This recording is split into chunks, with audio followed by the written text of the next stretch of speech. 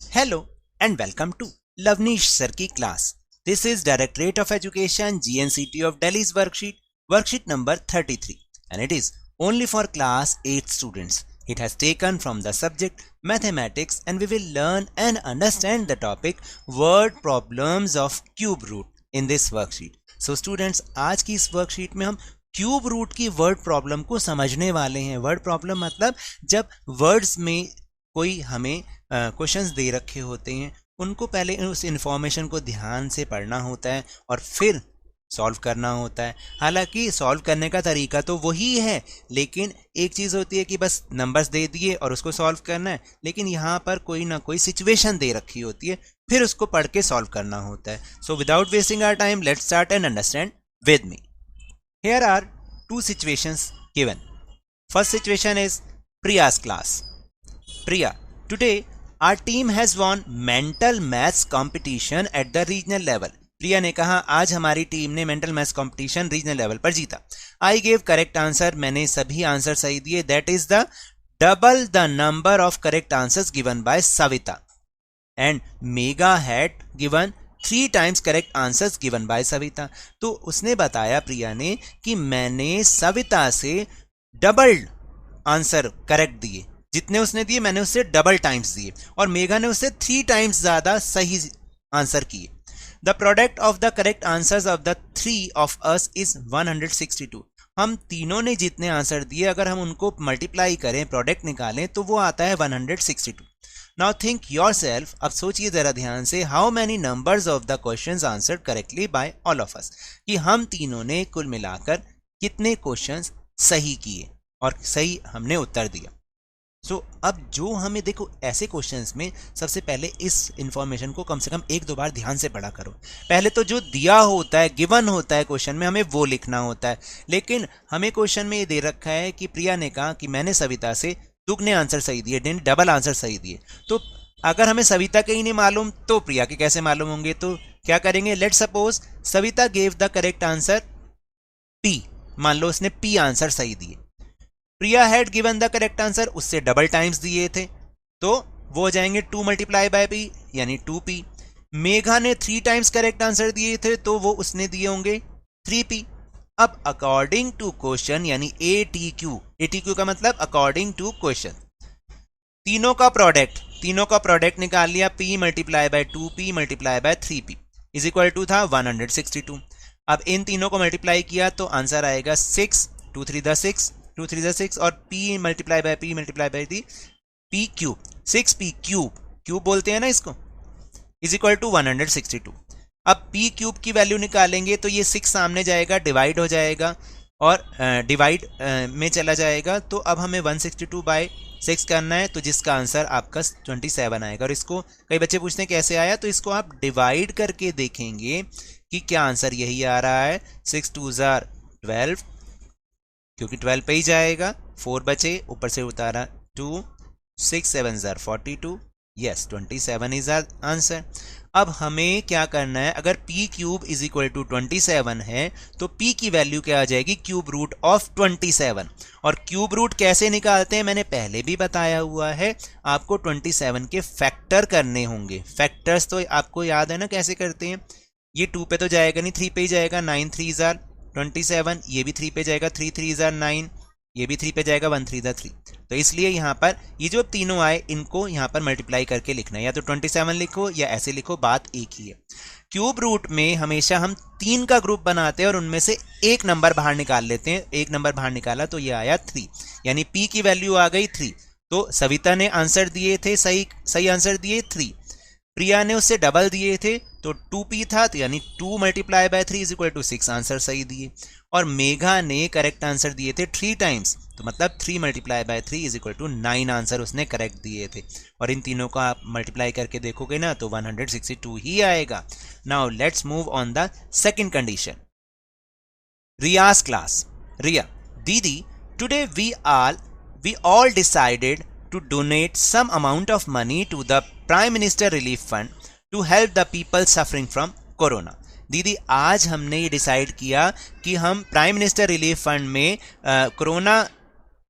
Corona patients की help करने के लिए हम कुछ डोनेशन देंगे.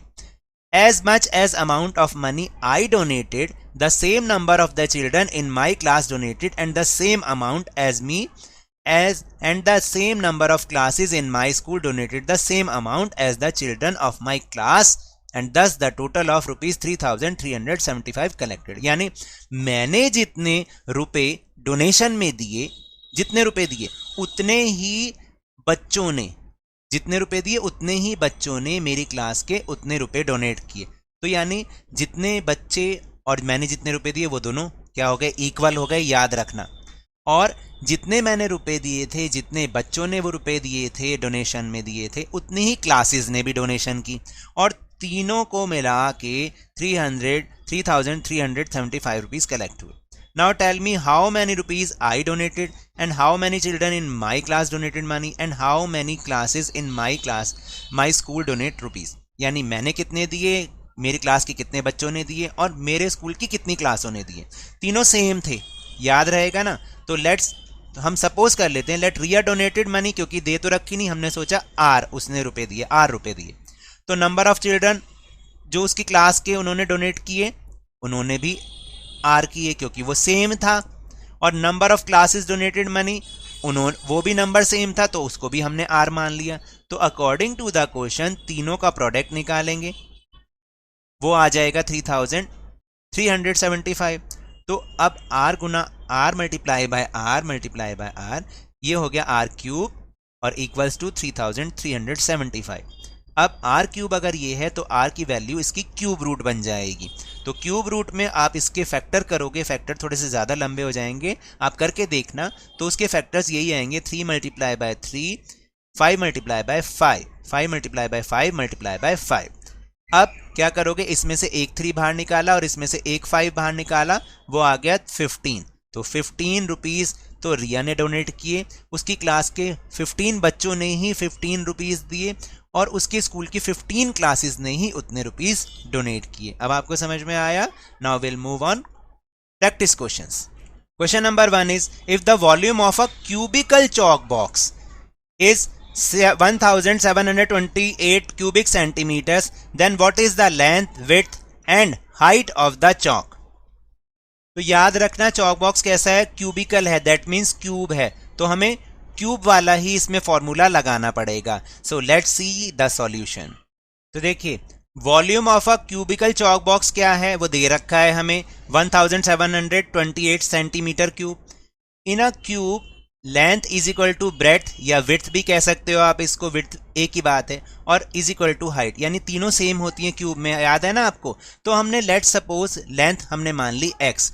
तो देखो तीनों को जब आप मल्टीप्लाई करोगे तो उसका वॉल्यूम निकल आता है, क्योंकि हमें पता है कि length multiply by width multiply by height is equal to volume of a cube आता है.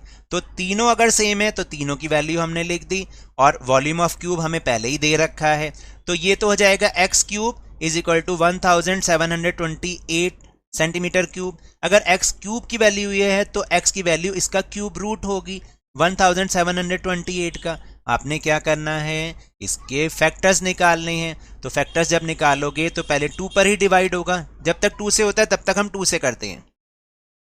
तो देखो 864 2 जार 1728, फिर 432 2 जार आ जाएगा, ये 216 2 जार आ जाएगा, 108 2 जार आ जाएगा, फिर 54 2 जार 108, 27 2 जार 54. अब बाकी ये 3 पर डिवाइड होगा, 9 3 जार 27, 3 3 जार 9 एंड 1 3 जार 3.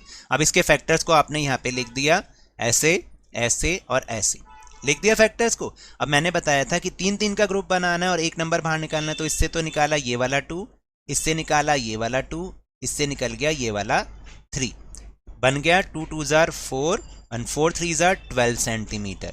और अगर एक हमें पता चल गया लेंथ 12 सेंटीमीटर आ गई, तो क्यूब में सब सेम होता है, ब्रेड्थ यानी विड्थ भी 12 सेंटीमीटर, आप इसको विड्थ भी लिख सकते हो, विड्थ, क्योंकि क्वेश्चन में लिखा है, और हाइट भी उसकी 12 सेंटीमीटर. तो this is your answer.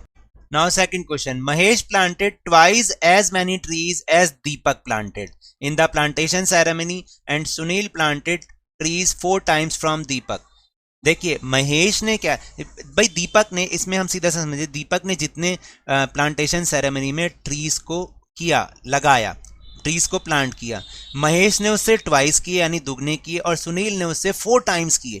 If the product of the planted trees done by all 3 is 4096, मतलब 4096, then how many trees did Deepak, Mahesh and Sunil plant. तो आपको ये बताना है कि तीनों ने कितने कितने लगाए. बहुत आसान है, जैसे ऊपर हमने एग्जाम्पल किया था बिल्कुल वैसा ही है.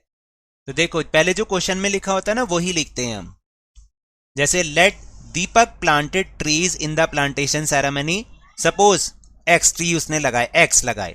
महेश, और देखो ये जो कॉमा है ना इसका मतलब ऊपर वाली ही चीज हम लिख रहे हैं. मैथ्स में हम ऐसे ही लिखते हैं, Mahesh planted trees in the plantation ceremony is equal to 2x, क्योंकि उसने डबल लगाए थे तो 2x ट्रीज उसने लगाए.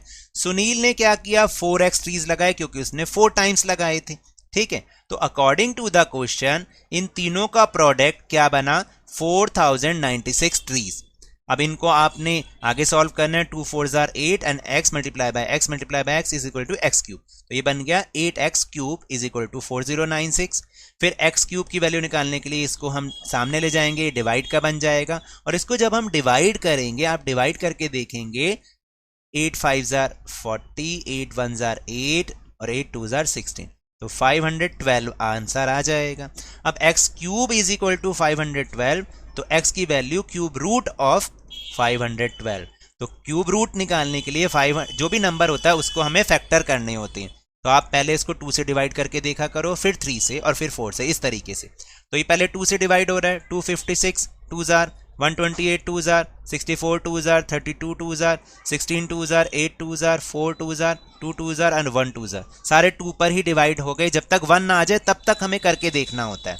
फिर हमने इसके सारे फैक्टर्स को इस तरह से लिखना है. ठीक है, और इसके 3 3 के ग्रुप्स बनाने हैं. बन गए, इसमें से एक 2, इसमें से एक 2, और इसमें से एक बार 2 बाहर आ जाएगा. तो 2 2 4 एंड 4 2 8. 8 ट्रीज आ गई एक्स की वैल्यू.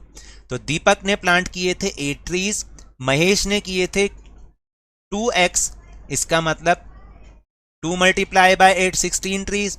सुनील ने प्लांट किए थे 4x, यानी कि 4 multiply by 8 that is 32 trees. इस तरीके से आपको आंसर लिखना है. Now third question, in a production centre in a city, एक शहर में प्रोडक्शन सेंटर में, the number of corona vaccine produce in 1 hour is the same as the cost of 1 corona vaccine. यानी जितने एक घंटे में उस सेंटर में कोरोना वैक्सीन प्रोड्यूस की जाती हैं, एक वैक्सीन की कीमत भी उतनी ही है जितने एक घंटे में प्रोडक्ट बनते हैं. As the number of production centre is also same in the city, और उतने ही उस सिटी में प्रोडक्शन सेंटर भी है, यानी तीनों चीजें इक्वल हैं. The total value of corona vaccine produce by the city in 1 hour is 2 crore 70 lakh, और एक घंटे में जितने भी कोरोना वैक्सीन बने उन सब की कीमत आ गई 2 करोड़ 70 लाख रुपए. How much is the cost of 1 corona vaccine and how many production centres are there in the city and how many vaccine are produce in 1 hour in production centre. अब आपको बताना है कि एक वैक्सीन की कीमत कितनी आई, एक घंटे में कितनी बनी, और उस शहर में कितने प्रोडक्शन सेंटर्स हैं. और तीनों क्योंकि ऊपर हमें पता चल गया कि तीनों ही सेम रहेंगे, तो हमें एक की वैल्यू निकालनी है पहले. सो देखो, let the cost of 1 corona vaccine, वो हमें पता नहीं थी तो हमने x मान ली, और अगर एक चीज x है तो बाकी सारी उसके इक्वल ही हैं. Production centre in the city वो भी उसके इक्वल है, यानी x सेंटर्स होंगे. वैक्सीन प्रोड्यूस इन 1 आवर वो भी सेम था क्योंकि हमें क्वेश्चन में पता चला, तो इसकी वैल्यू भी x ही होगी. तो अब अकॉर्डिंग टू द क्वेश्चन उसने बोला टोटल उनका x मल्टीप्लाई बाय x कितना आया था, 2 करोड़ 70 लाख रुपीज.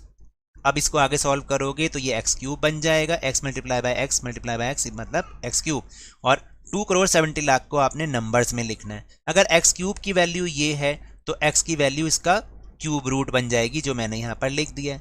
ठीक है, अब इसका क्यूब रूट निकालने के लिए मैंने बोला था कि आप इसके फैक्टर निकालोगे, लेकिन ये तो बहुत ज्यादा हो जाएंगे. लेकिन इसकी एक ट्रिक है.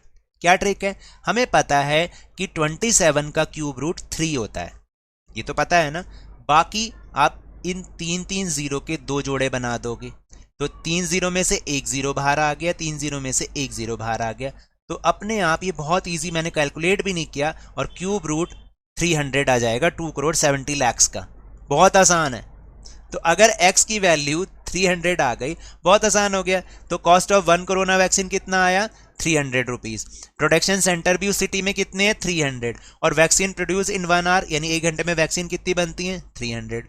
बहुत आसान क्वेश्चन था ये तो। So now that's all for this worksheet. अगर मेरे इस तरह समझाने से अब आपको समझ में आने लगा है तो इस चैनल और वीडियो को लाइक कीजिए, शेयर कीजिए, और अगर आप न्यू हैं तो सब्सक्राइब भी कर लीजिए। और टेलीग्राम ऐप पर हमारा चैनल लवनीश सर की क्लास, उसको ज्वाइन करना ना भूलें। But remember, when ever you will go outside please wear your mask. और जब भी आपकी टर्न है, कोरोना की वैक्सीनेशन जरूर लगवाएं, क्योंकि कोरोना को हराना है और जिंदगी को एक बार फिर से सुहाना बनाना है। इसी उम्मीद के साथ थैंक यू वेरी मच।